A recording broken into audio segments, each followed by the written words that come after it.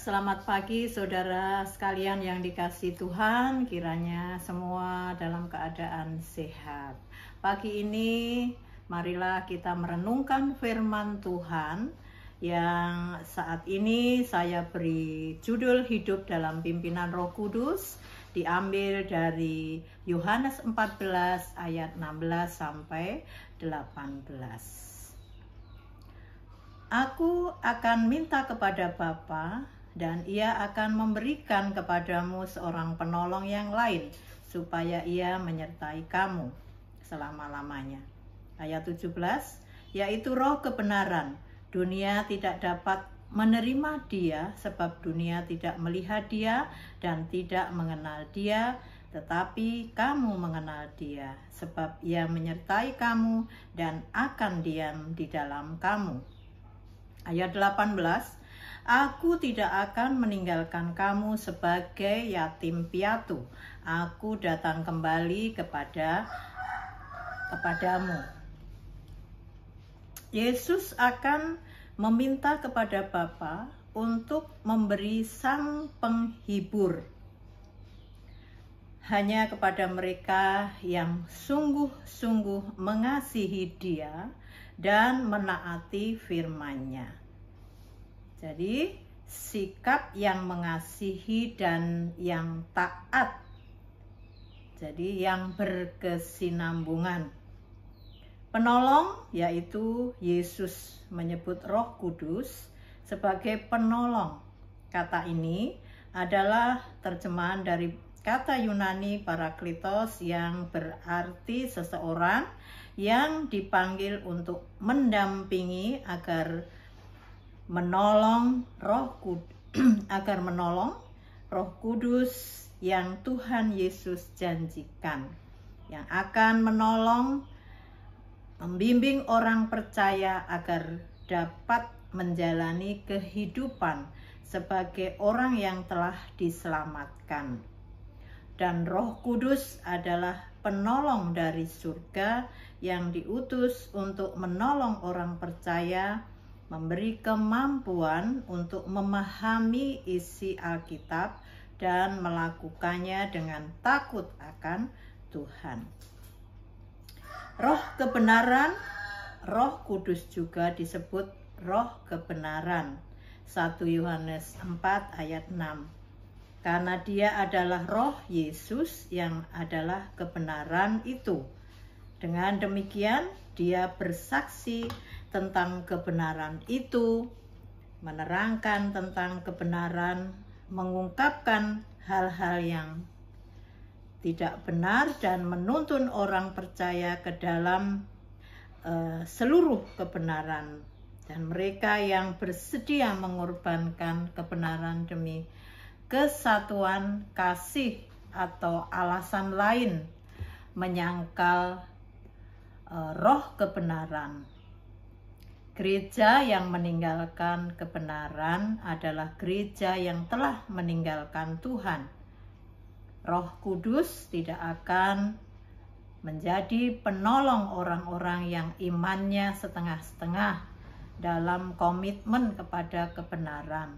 Roh Kudus hanya mendatangi mereka yang menyembah roh dan kebenaran. Ia menyertai kamu dan akan diam di dalam kamu. Roh Kudus pada saat itu tinggal bersama dengan para murid, dan Kristus berjanji bahwa roh itu akan diam di dalam kamu. Janji bahwa Roh Kudus akan diam di dalam orang percaya digenapi setelah kebangkitan Kristus. Aku akan datang kembali kepadamu.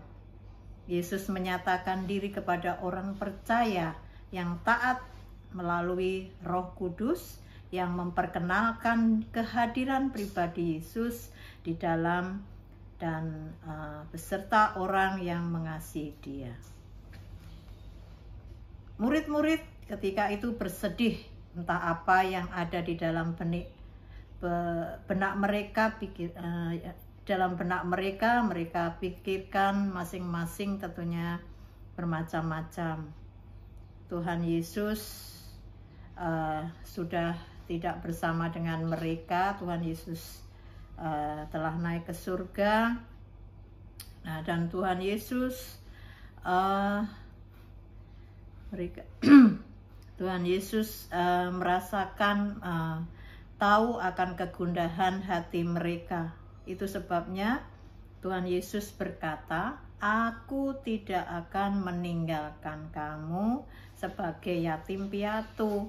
Aku akan kembali kepada kamu." Itulah yang dijanjikan oleh Tuhan. Tuhan akan menyertai murid-muridnya dan kita semua melalui Roh Kudus. Nah, karena Roh Kudus itu sangat penting dalam kehidupan kita, salah satu contoh peran Roh Kudus dalam kehidupan kita sehari-hari yaitu membimbing kita untuk bertobat. Salah satu contohnya yaitu tentang Onesimus. Onesimus sebagai seorang budaknya Filemon. Dia melarikan diri karena melakukan kesalahan. Tentunya orang yang bersalah itu pasti akan mendapatkan hukuman. Oleh karena itu, saking takutnya Onesimus melarikan diri dari tuannya. Dalam pelariannya, Onesimus bertemu dengan Paulus. Nah, kemudian Paulus melayani Onesimus hingga Onesimus bertobat dan percaya kepada Tuhan Yesus. Nah, tentunya bukan satu-satunya peran Paulus saja yang ikut membuat Onesimus bertobat. Tentu peran Roh Kudus yang membimbing Onesimus untuk bertobat. Nah, Onesimus diberi nasihat oleh Paulus agar ia kembali kepada tuannya, yaitu Filemon. Dan Onesimus mau kembali kepada Filemon, meskipun agak sedikit-sedikit ragu dan takut karena Paulus sudah meyakinkan dia dan Roh Kudus sudah bekerja dalam hati Onesimus yang menyadarkan bahwa dirinya itu berdosa. Ia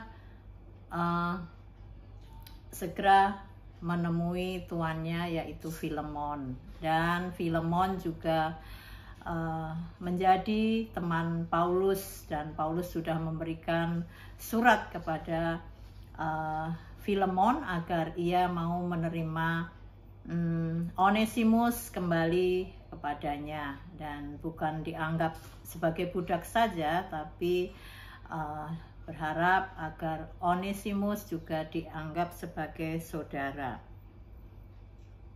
Nah, di sini Roh Kudus bekerja pada Onesimus. Roh Kudus membimbing Onesimus agar ia bertobat, ya. Jadi ini salah satu contoh peran Roh Kudus dalam kehidupan seseorang, yaitu membimbing untuk bertobat, ya.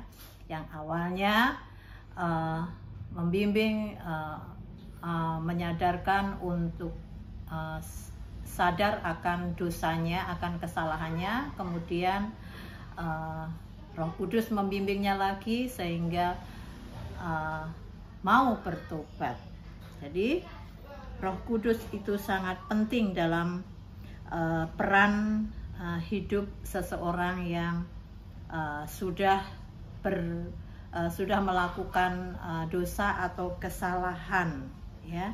Jadi Roh Kuduslah yang bekerja agar orang tersebut sadar akan dosanya dan setelah sadar segera bertobat. Nah, jadi di sini Filemon juga dibimbing untuk bisa mengampuni Onesimus, ya. Jadi Filemon ini mau mengampuni Onesimus karena Roh Kudus juga bekerja dalam hidup Filemon, ya, agar ia bisa mengampuni Onesimus dengan ikhlas, dengan baik. Nah, demikian juga dalam kehidupan kita sehari-hari, apapun yang membuat kita takut, ragu-ragu, dan merasa berdosa dan ingin memperbaiki kesalahan kita, minta peran Roh Kudus, mari kita libatkan. Jadi contoh yang lain masih banyak, ya. Roh Kudus juga bisa membuat orang menjadi berani, salah satunya misalnya berdoa, ya. Biasanya orang yang tidak terbiasa berdoa, kalau ditunjuk misalnya, ya, untuk memimpin doa, biasanya takut, ragu-ragu. Oleh karena itu, sebelum berdoa, mintalah Roh Kudus untuk memimpin dalam kita berdoa.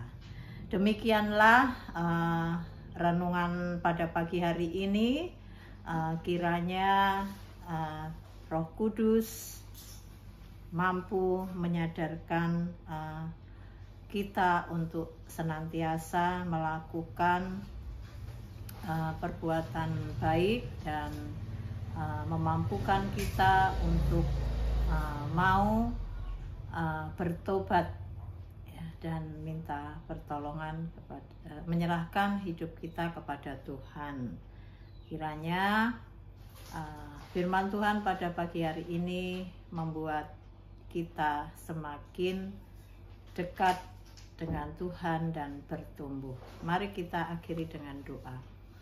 Tuhan Yesus, Tuhan Allah Bapa kami yang tahta di kerajaan surga yang mulia, kami datang kepadamu, ya Tuhan, mengucap syukur dan terima kasih atas pagi ini. Kami sudah dibangunkan dalam keadaan sehat dan segar, dan kami boleh melakukan aktivitas kami kembali pada hari ini. Dan kami yakin dan percaya Tuhan akan menyertai setiap apa yang kami kerjakan pada hari ini, dan Tuhan kiranya memberkati pekerjaan kami masing-masing, dan Tuhan melalui Roh Kudus, Tuhan senantiasa membimbing kami untuk melakukan hal yang benar. Terima kasih, ya Tuhan. Ampunkanlah akan segala dosa dan kesalahan kami sepanjang hari ini. Dalam nama Tuhan Yesus kami berdoa. Amin.